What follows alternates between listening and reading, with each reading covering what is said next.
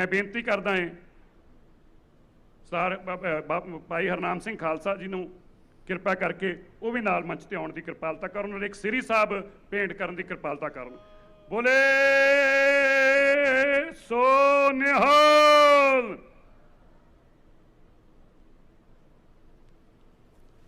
मैं बेनती करदा है जिथे तुसीं हो जे एक पासे बोले सो निहाल।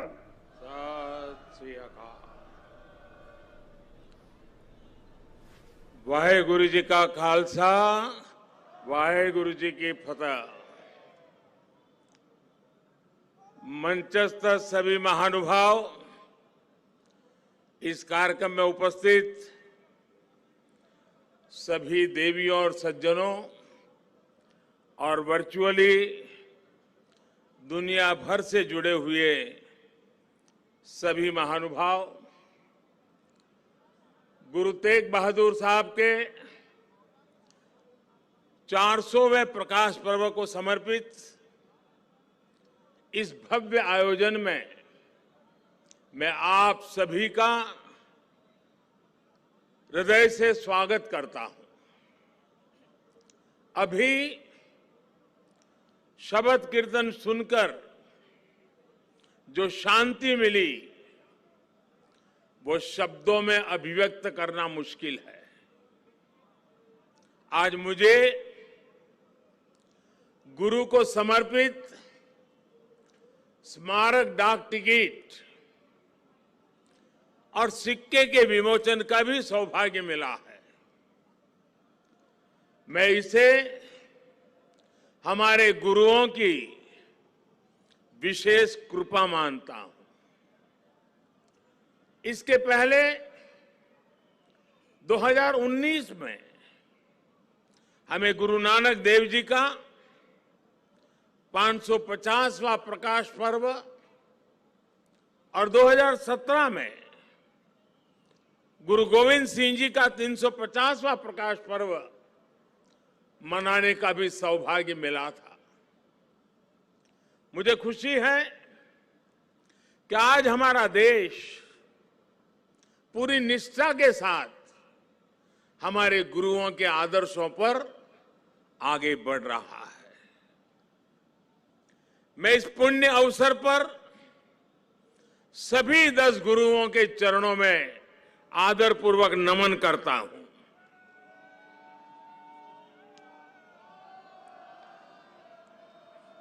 आप सभी को, सभी देशवासियों को और पूरी दुनिया में गुरुवाणी में आस्था रखने वाले सभी लोगों को मैं प्रकाश पर्व की हार्दिक बधाई देता हूं। साथियों, ये लाल किला कितने ही अहम कालखंडों का साक्षी रहा है। इस किले ने गुरु तेग बहादुर साहब की शहादत को भी देखा है और देश के लिए मर मिटने वाले लोगों के हौसले को भी परखा है। आजादी के बाद के 75 वर्षों में भारत के कितने ही सपनों की गूंज यहां से प्रतिध्वनित हुई है। इसलिए आजादी के अमृत महोत्सव के दौरान लाल किले पर हो रहा ये आयोजन बहुत विशेष हो गया है। साथियों, हम आज जहां हैं, अपने लाखों करोड़ों स्वाधीनता सेनानियों के त्याग और बलिदान के कारण है। आजाद हिंदुस्तान, अपने फैसले खुद करने वाला हिंदुस्तान, लोकतांत्रिक हिंदुस्तान, दुनिया में परोपकार का संदेश पहुंचाने वाला हिंदुस्तान, ऐसे हिंदुस्तान के सपने को पूरा होते देखने के लिए कोटि कोटि लोगों ने खुद को खपा दिया। ये भारत भूमि सिर्फ एक देश ही नहीं है, बल्कि हमारी महान विरासत है, महान परंपरा है। इसे हमारे ऋषियों, मुनियों, गुरुओं ने सैकड़ों हजारों सालों की तपस्या से सींचा है, उसके विचारों से समृद्ध किया है। इसी परंपरा के सम्मान के लिए, उसकी पहचान की रक्षा के लिए दसों गुरुओं ने अपना जीवन समर्पित कर दिया था। इसलिए साथियों, सैकड़ों काल की गुलामी से मुक्ति को, भारत की आजादी को, भारत की आध्यात्मिक और सांस्कृतिक यात्रा से अलग करके नहीं देखा जा सकता। इसलिए आज देश आजादी के अमृत महोत्सव को और गुरु तेग बहादुर साहब के 400वें प्रकाश पर्व को एक साथ मना रहा है, एक जैसे संकल्पों के साथ मना रहा है। साथियों, हमारे गुरुओं ने हमेशा ज्ञान और अध्यात्म के साथ ही समाज और संस्कृति की जिम्मेदारी उठाई। उन्होंने शक्ति को सेवा का माध्यम बनाया।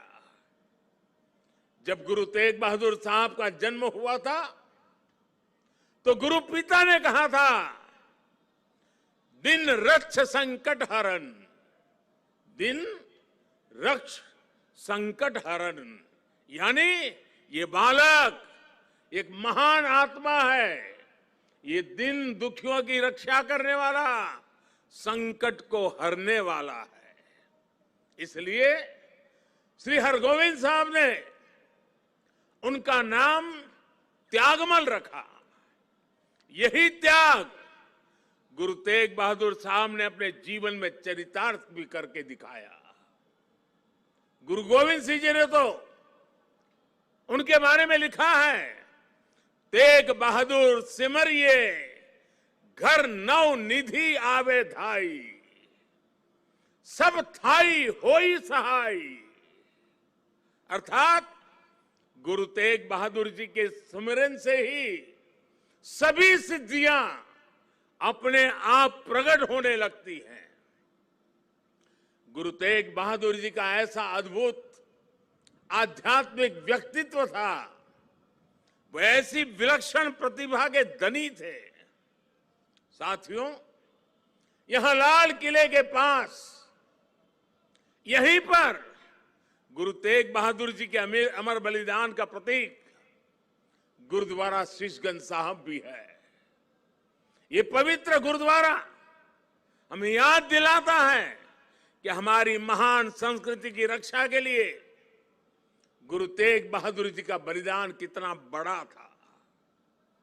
उस समय देश में मजहबी कट्टरता की आंधी आई थी। धर्म को दर्शन, विज्ञान और आत्मशोध का विषय मानने वाले हमारे हिंदुस्तान के सामने ऐसे लोग थे जिन्होंने धर्म के नाम पर हिंसा और अत्याचार की पराकाष्ठा कर दी थी। उस समय भारत को अपनी पहचान बचाने के लिए एक बड़ी उम्मीद गुरु तेग बहादुर साहब के रूप में दिखी थी। औरंगजेब की आतताई सोच के सामने उस समय गुरु तेग बहादुर जी हिंद दी चादर बनकर, एक चट्टान बनकर खड़े हो गए थे। इतिहास गवाह है कि वर्तमान समय गवाह है और ये लाल किला भी गवाह है कि औरंगजेब और उसके जैसे अत्याचारियों ने भले ही अनेकों सिरों को धड़ से अलग करा,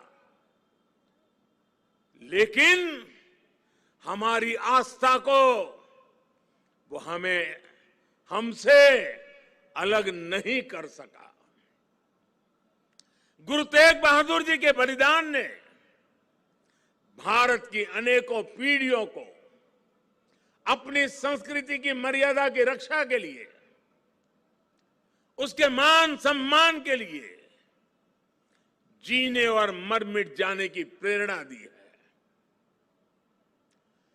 बड़ी बड़ी सत्ताएं मिट गई, बड़े बड़े तूफान शांत हो गए, लेकिन भारत आज भी अमर खड़ा है। भारत आगे बढ़ रहा है। आज एक बार फिर दुनिया भारत की तरफ देख रही है, मानवता के मार्ग पर पथ प्रदर्शन की उम्मीद कर रही है। गुरु तेग बहादुर जी का आशीर्वाद हम नए भारत के आभामंडल में हर और महसूस कर सकते हैं।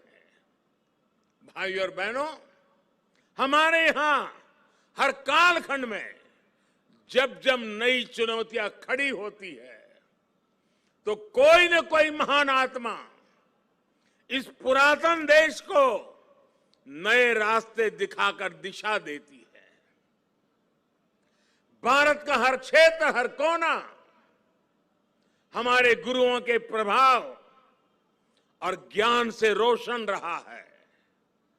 गुरु नानक देव जी ने पूरे देश को एक सूत्र में पिरोया। गुरु तेग बहादुर जी के अनुयायी हर तरफ हुए।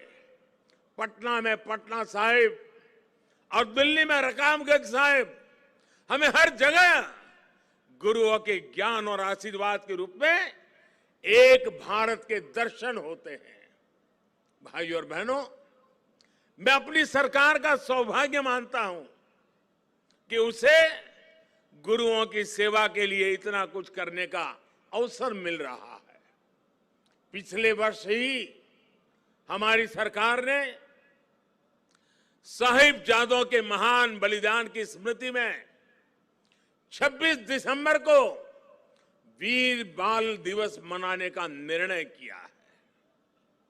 सिख परंपरा के तीर्थों को जोड़ने के लिए भी हमारी सरकार निरंतर प्रयास कर रही है।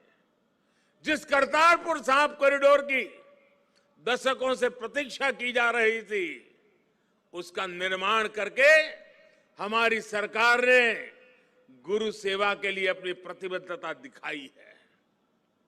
हमारी सरकार ने पटना साहिब समेत गुरु गोविंद सिंह जी से जुड़े स्थानों पर रेल सुविधाओं का आधुनिकीकरण भी किया है। हम स्वदेश दर्शन योजना के जरिए पंजाब में आनंदपुर साहिब और अमृतसर साहिब समेत सभी प्रमुख स्थानों को जोड़कर एक तीर्थ सर्किट भी बना रहे हैं। उत्तराखंड में हेमकुंड साहिब के लिए रोपवे बनाने का काम अभी आगे बढ़ रहा है।